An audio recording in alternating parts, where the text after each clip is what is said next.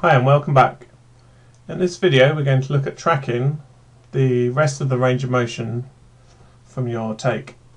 So just to make sure you've got a fully labelled initial frame at the beginning and you've got a fully blob fitted take for the range of motion as so.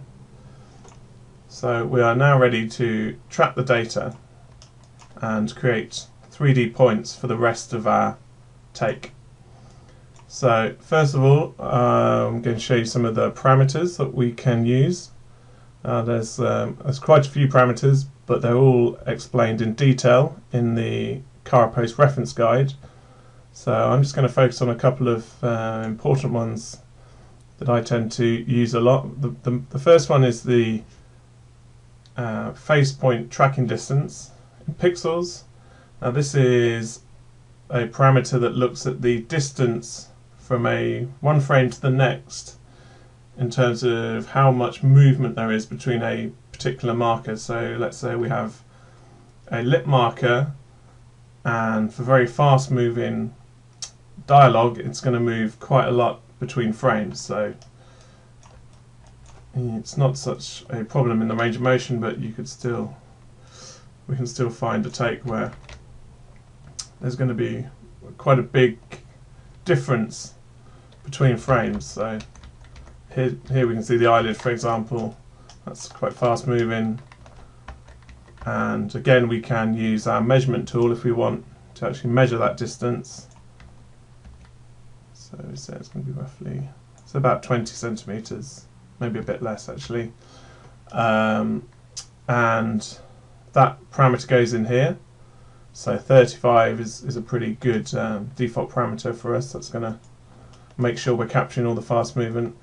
And the other parameter we change quite a lot is the brim point tracking distance. Now this is the same just for the brim, so if for whatever reason your brim slips or moves between during the animation, then that parameter needs to cover that distance. So we can see it's 15 at the minute, that should be fine.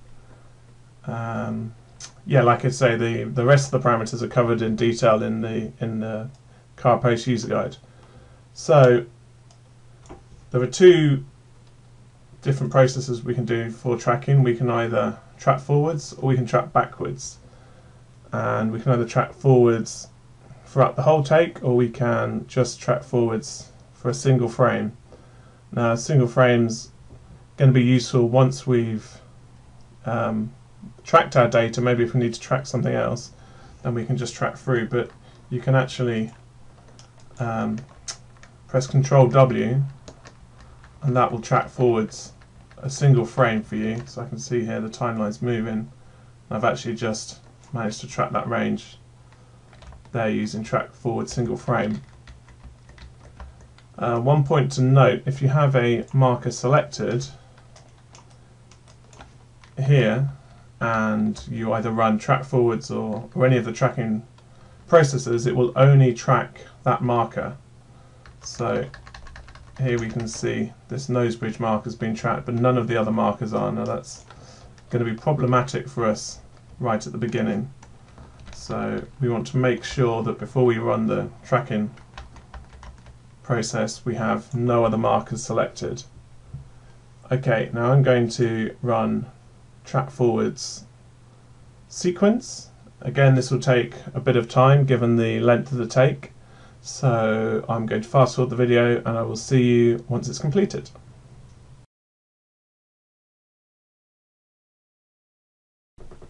Okay, so now we can see that our tracking's finished. We can play the animation for the range of motion and we can see the 3D points are now tracked across the whole take, and the quality looks good. Initially I can't see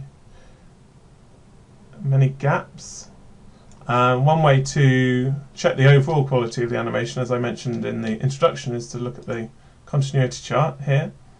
Okay, so we see lots of green, yellows, which is good, that's what we want, but we can see a couple of red points where the tracking's dropped and a gap couple of gaps down here, one in the middle. So there's about 5 gaps in total, but not too bad really, given that the length and the density of the marker set. We're pretty pleased with that. So in the next video I'm going to show you how to process those gaps, how to fill them, and how to clean the rest of your take. Thanks for watching, and I'll see you in the next video.